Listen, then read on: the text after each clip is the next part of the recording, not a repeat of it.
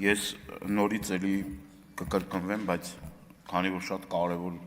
հարց են քննարկում, պարոն Խաչատրյան, մենք խնդիր ունենք հասկանալու, թե որքան Լեռնային Ղարաբաղից, Արցախից բռնի տեղահանված մեր քաղաքացիներ չեն ստացել բնակարան, այսինքն այդ հավաստագիրը չեն ստացել,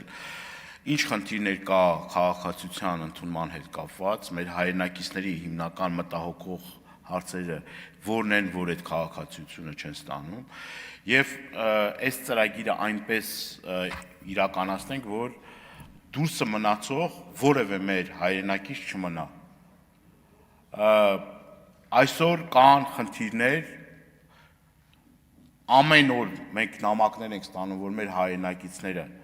դու կյանքի բերումով նենց է ստացվել, որ իրենց աշխատատեղը գտել են Երևանում, այլ տեղեր իրենց մասնագիտությունը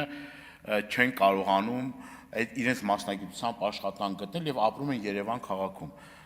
Եվ այն ծրագրերը, որ կան, որոնք որ օգնում էին, նպաստում էին, որ այդ մարդիկ վարձը տան, այսօր այդ խնդրի պատճառով հազիվ այդ մարդիկ իրենց ստացած աշխատավարձը գնում է բնակարանային վարձի։ Հիմա այստեղ շատ խնդիրներ կան, մենք 2 րոպեվա ընթացքում չենք կարող քննարկել,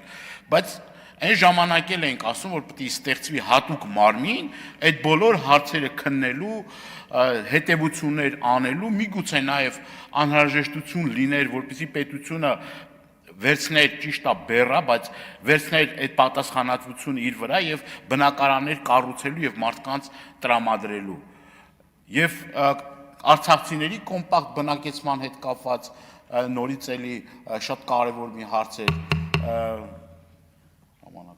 Շնորհակալություն։